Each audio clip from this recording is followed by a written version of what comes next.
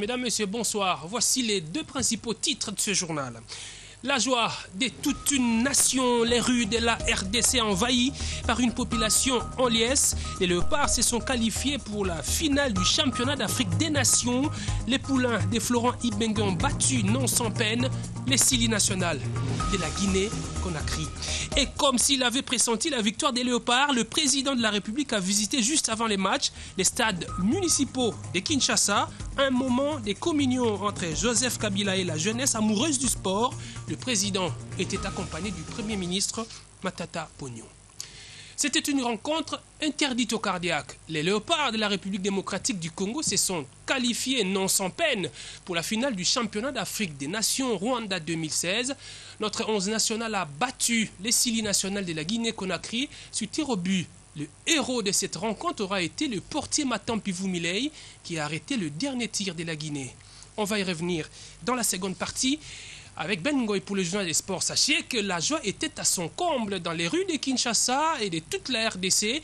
Les Congolais, oubliant les difficultés du quotidien, ont envahi les artères du pays pour exprimer leur joie après la qualification des Léopards pour la finale du CHAN. Yannick Bilamou a circulé dans les rues de Kinshasa. Voyez ces images commentées par Ben Ngoy. Face à leur destin, les Congolais ne se sont pas retenus pour manifester leur joie après avoir obtenu la qualification dans la douleur pour la finale du championnat d'Afrique des Nations Rwanda 2016 au stade Amahoro à Kigali, devant un adversaire qui valait la peine, à savoir la Guinée-Conakry.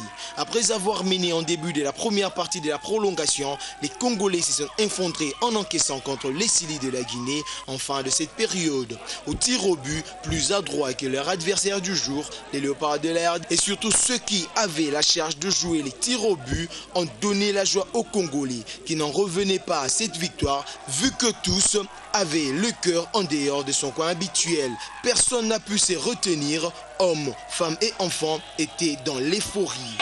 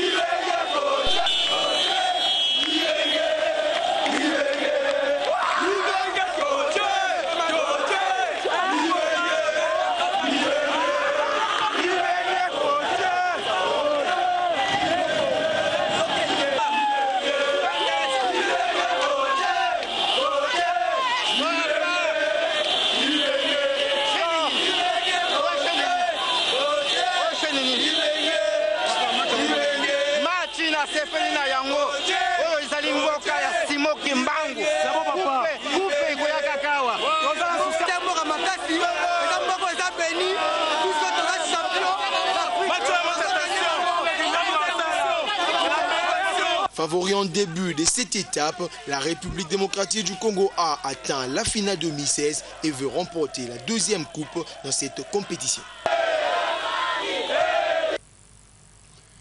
Restez donc avec nous dans la seconde partie de ce journal. Nous allons refaire le match avec Ben Ngoy qui me rejoindra sur ce plateau pour décrypter cette grande actualité.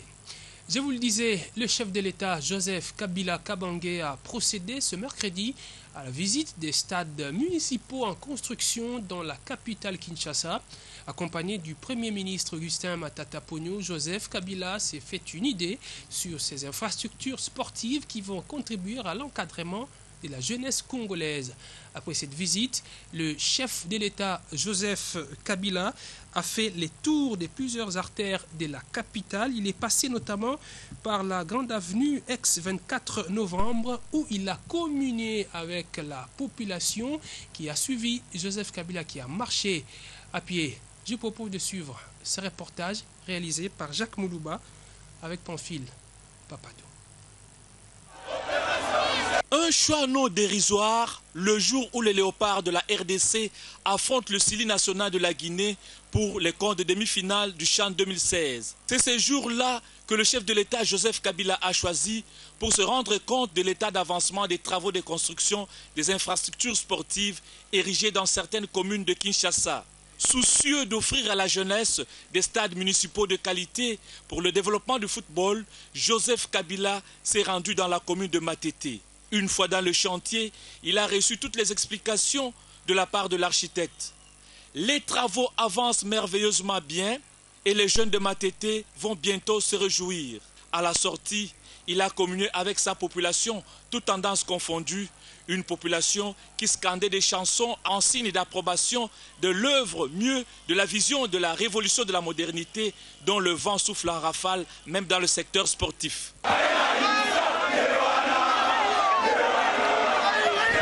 Après Matete, cap vers la commune de Bandalungwa. Ici, le décor était déjà planté pour un accueil délirant. Joseph Kabila arrive, visite le chantier, reçoit une fois de plus des indications techniques sur l'ouvrage et son avancement. Visiblement satisfait d'être le géniteur d'une vision porteuse, il a à la sortie marché une fois de plus avec sa population. De Bandalungwa jusqu'à l'avenue de la Libération, ex-24 novembre, il était entouré par son peuple. Il fallait trouver un endroit où se faufiler avant de passer.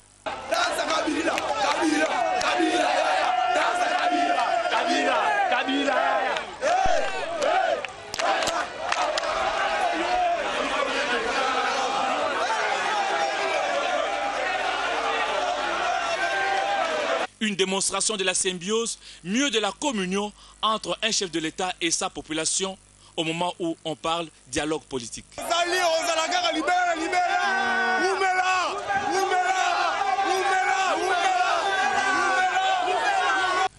Autre titre de l'actualité, le porte-parole du gouvernement s'insurge contre certains acteurs politiques et de la société civile qui s'attaquent aux institutions de la République. Lambert Mende Omalanga les invite à porter plutôt leurs revendications lors du forum national appelé Dialogue national inclusif. C'est un reportage de Jacques Moulouba.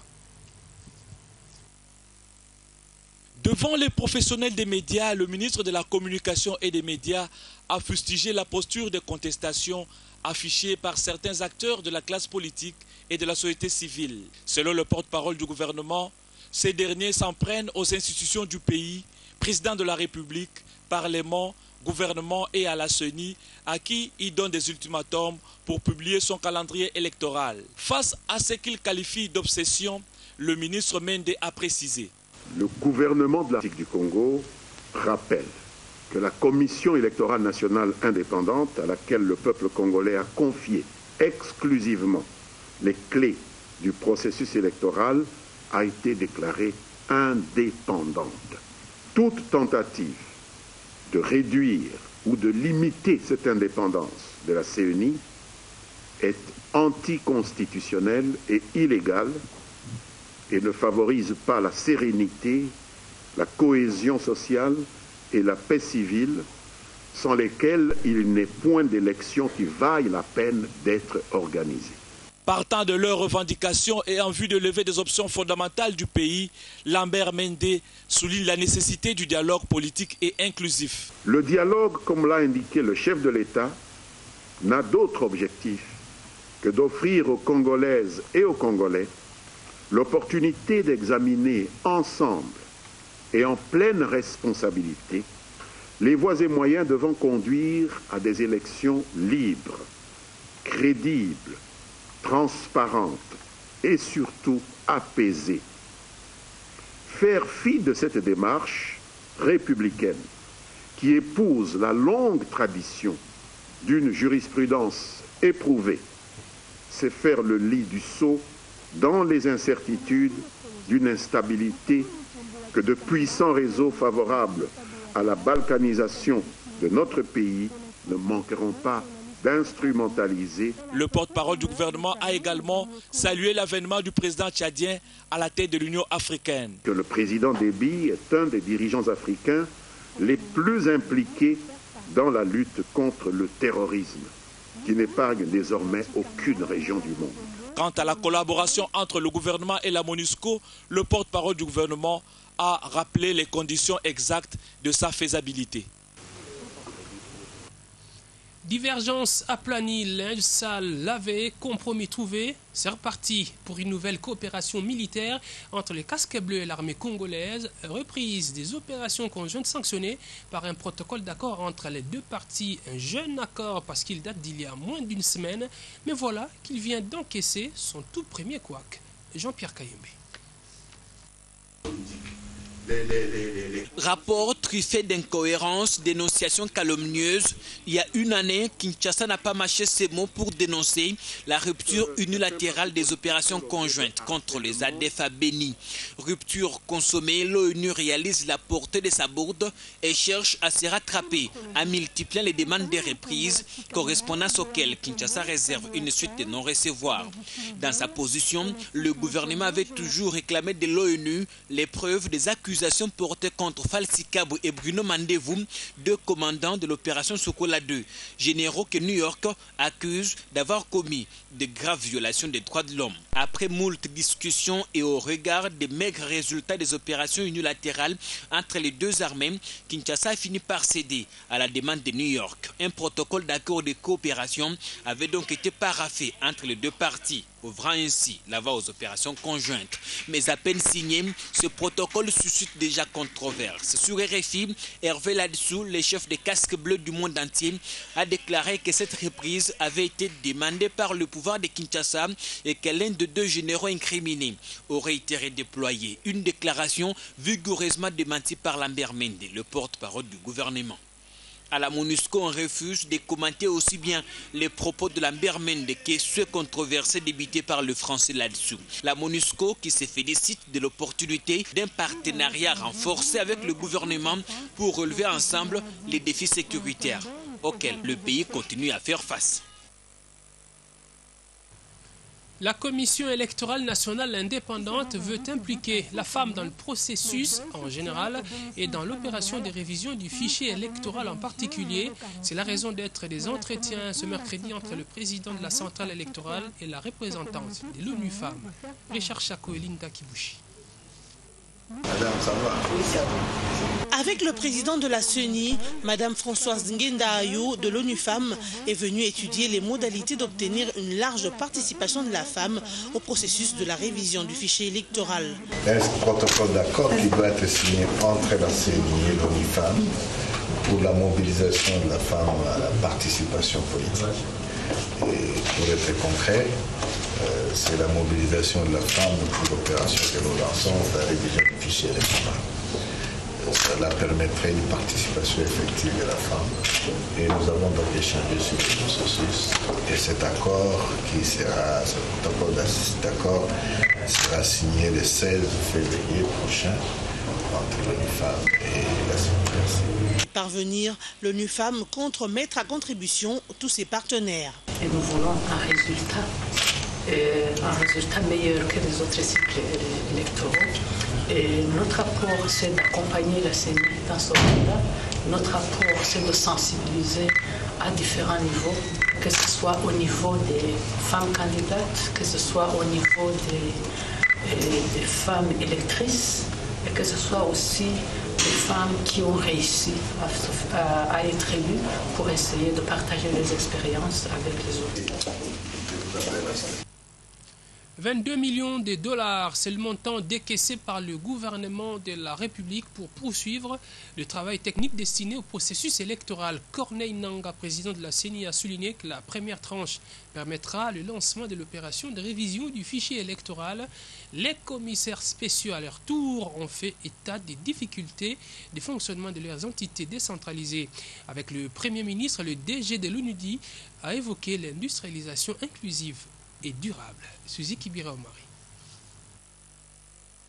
La Commission électorale nationale indépendante a reçu de la part du gouvernement un coup de pouce d'ordre de 22 millions de dollars sur les 300 millions destinés au processus électoral. En décaissant un montant équivalent en dollars de 22 millions de dollars qui constituent la première réserve et qui permettra le lancement de l'opération de révision du fichier électoral. Le train des élections est effectivement en marche. Dès le 10 février prochain, la CENI va lancer l'appel d'offres international pour le recrutement du fournisseur qui va fournir les matériels et les services liés à l'opération de la révision du fichier électoral. Les commissaires spéciaux ont présenté les difficultés de leurs entités décentralisées au chef du gouvernement. De rassurer au chef de l'État que ce processus a été accueilli avec enthousiasme sur le terrain par la population. Vous avez vu l'engouement. Et de notre part, nous avons voulu solliciter auprès du Premier ministre l'accompagnement pour une dynamique sur le terrain afin de pouvoir matérialiser de plus en plus d'une façon concrète ce découpage qui a pris cours. Le directeur général de l'ONUDI, Li Yang, a proposé la jonction entre les ressources naturelles et humaines pour le développement industriel de la République démocratique du Congo. J'encourage les pays africains à avancer dans le secteur d'industrialisation qui est inclus dans le programme 2020. Germain Kambinga salue cet appui de l'ONUDI dans l'amélioration de l'image de la RDC. Il s'est félicité de trouver un pays debout, un pays avec une forte croissance, un énorme potentiel, avec une population active, et il s'est dit être dorénavant l'ambassadeur de l'attractivité économique de notre pays. Ceci pour un attrait plus important d'investissements directs étrangers en République démocratique du Congo. La restitution du fonctionnement de l'économie congolaise pour l'année 2015 a été faite mardi par le Premier ministre Matata Ponyo. Pour le chef de l'exécutif national, le cadre macroéconomique s'est bien comporté et l'année 2015 s'est clôturée avec un taux d'inflation situé à 0,84%, une stabilité quasi légendaire au regard de l'évolution des cours des matières premières. Suzy Kibira. L'évolution du cadre macroéconomique a un impact sur les vécus des populations, a affirmé le Premier ministre Matata Ponyo Mapon face à la presse.